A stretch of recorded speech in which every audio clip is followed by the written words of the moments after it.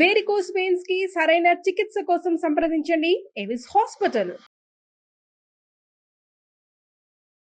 Channel ఈ రోజు మనతో పాటు రమగారు ఉన్నారు. నమస్తే రమగారు. నమస్తే జయ. రమగారు, కార్తీక పురాణాన్ని చాలా చక్కగా అందరికీ అర్థమయ్యే విధంలో ప్రతిరోజు ఏది విన్నా వినకపోయినా కార్తీక పురాణాన్ని మాత్రం ప్రతి ఒక్కరూ వినేలాగా అందించారు. ముందుగా మీకు ధన్యవాదాలు. తర్వాత నెక్స్ట్ మనం మరి ధనుర్మాసంలోకి వెళ్ళబోతున్నాం. ధనుర్మాసం అనగానే మనకి తిరుప్పావై గుర్తొస్తూ ఉంటుంది, గోదాదేవి కళ్యాణం.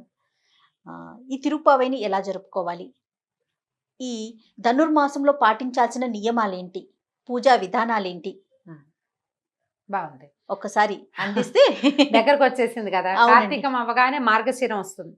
అయితే ఇది ఏంటంటే సూర్యుడు తులారాశిలోంచి ధనురాశిలోకి వస్తాడు. ధను సంక్రమణం అంటారు. ఆ సంక్రమణం అవగానే అంటే మార్గశిరం ప్రారంభం అవగానే వద్దు, మరుసటి రోజు అట్లా అవుతుంది, ఒక రోజు ముందు వెనకగా అట్లా అవుతుంది అనమాట. తులా సంక్రమణం అయింది. తులా సంక్రమణంలోనే మనం అక్కడి నుంచి తులలో సూర్యుడు ప్రయాణిస్తున్న నాళ్ళు కార్తీక మాసం జరుపుకున్నాం. అవును, పొద్దున్నే స్నానం చేయాలి. ఈ ధను సంక్రమణం కూడా అలాంటిదే. ధనుస్సులో ఏంటంటే ధనుర్మాసం అనేది ప్రత్యేకమైన విధానం. మనం మామూలు సాధారణ ప్రజలు ఏం చేస్తారు, సంక్రమణం మొదలు పెట్టగానే నెలపట్టు పట్టడం లేదా నెలగంటు పెట్టడం, పండగ నెల ప్రారంభం అని చెప్పుకుంటాం. సంక్రాంతి పండగకి ఇది ప్రారంభంగా చెప్తాం.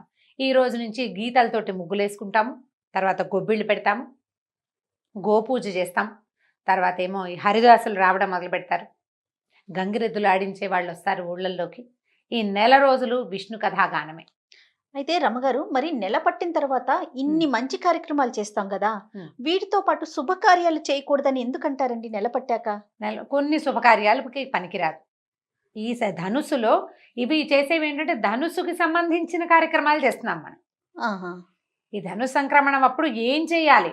భూప్రీత్యర్థం, బలి ప్రీత్యర్థం, విష్ణు ప్రీత్యర్థం, సూర్యుడికి ప్రీత్యర్థం, ఇవన్నీ చేసుకుంటాం.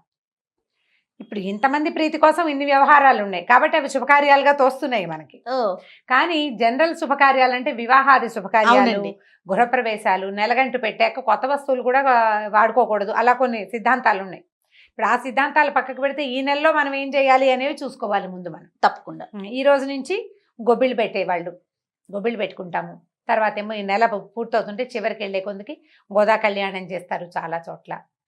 ఇది సాధారణంగా అందరూ చేయగలిగేది. మనం భోగినాడు భోగిమంట వేసుకుంటాము, పండగ నాడేమో పండగ చేసుకుంటాం, మర్నాడు కనుమ నాడు చేయవలసిన విధులు ఆచరిస్తాము, బ్రాహ్మణులకి దానం చేయటం, పితృదేవతల ఆరాధన చేయటం, ఇవన్నీ అందరూ సాధారణంగా పెద్దలకు పెట్టుకుంటారు పండగ రోజుల్లో.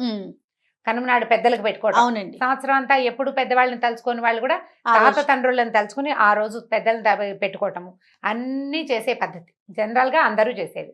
అయితే తిరుప్పావై అని చెప్పావు నువ్వు. ఈ తిరుప్పావై ప్రత్యేకంగా వైష్ణవులు చేసే విధానం. ఎవరైతే వైష్ణవంలో ఉన్నారో వాళ్ళు ఈ 30 రోజులు విష్ణు సంకీర్తన చేస్తారు. ఎందుకని రమగారు ప్రత్యేకించి వారే చేసే విధానం అని మనం స్పెసిఫిక్ గా ఎందుకు చెప్పుకోవాలంటే ఈ ధనుస్సులో ఎప్పుడైతే ఈ సంక్రమణ మొదలైందో ఆ రోజు నుంచి 30 రోజులు 30 పాటలతోటి, అంటే 30 పెద్ద పెద్ద బంగారపు పువ్వులు కూర్చిన దండతోటి అయ్యవారిని అర్చించింది గోదాదేవి.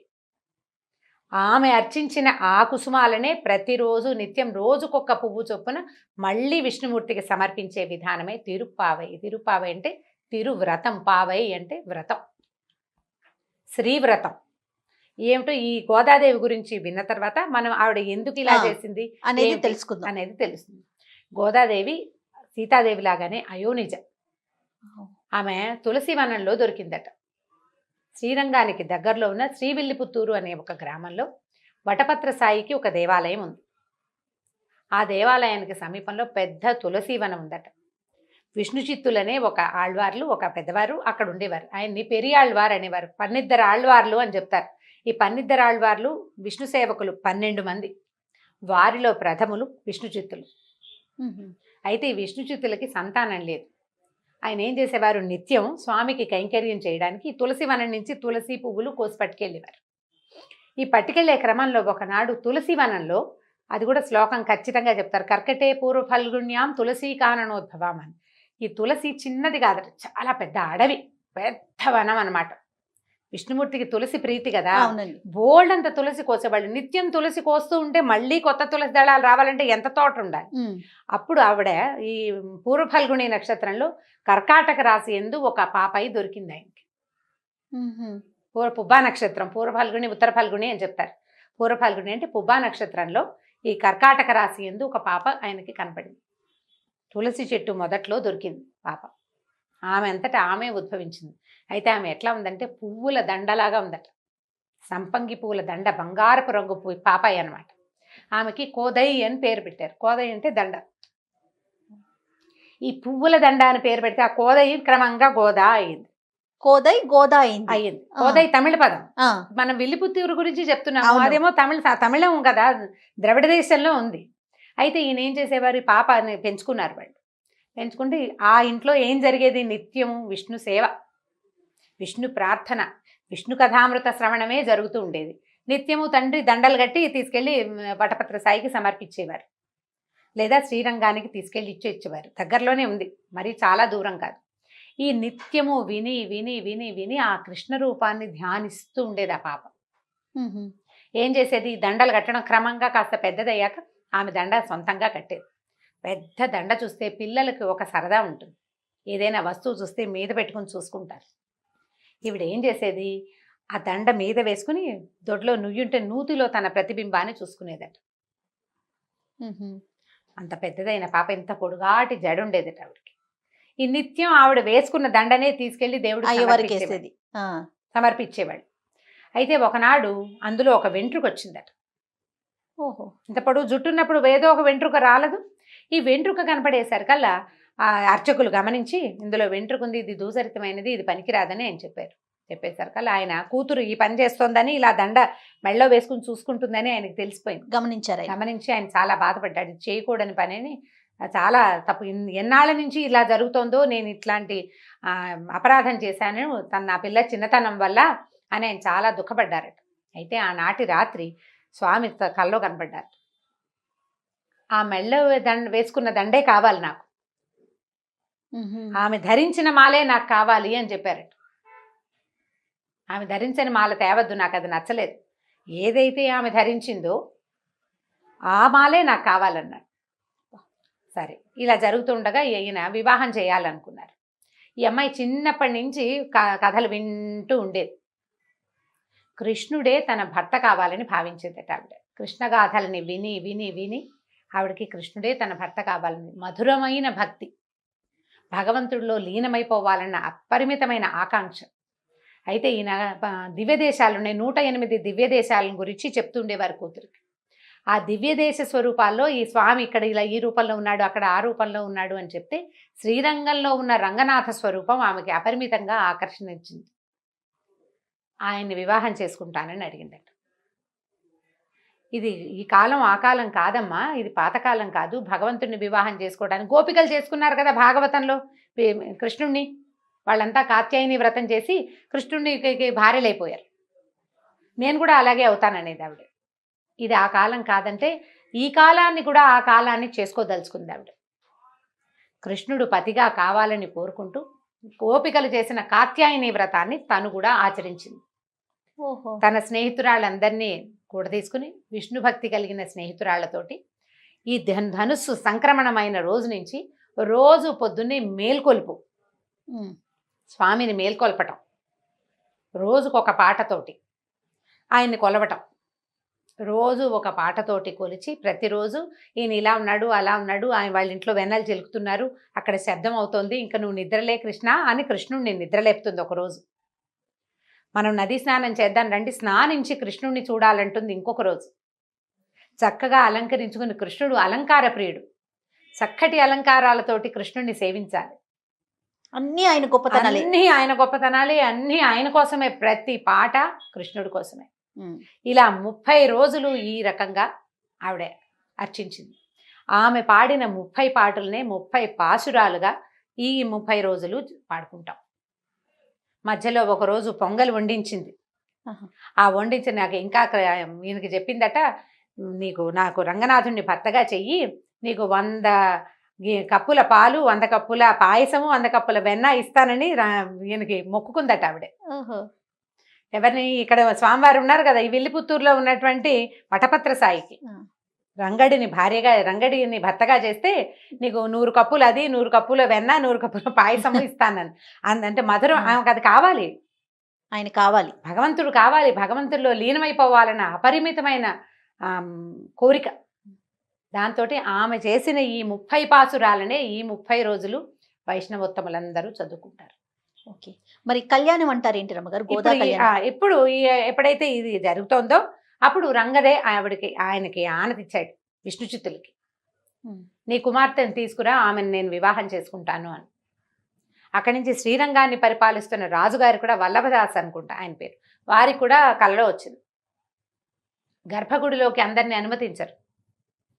ఫలానా విష్ణుచిత్తుల కుమార్తె అయినటువంటి గోద, ఆమెను నేను వివాహం చేసుకుంటాను, మీరు ఆమెను మేళతాళాలతోటి నా దగ్గరికి తీసుకురండి అని రాజుకి తండ్రికి ఇద్దరికీ అనుజ్ఞ ఇచ్చాడట రంగనాథుడు.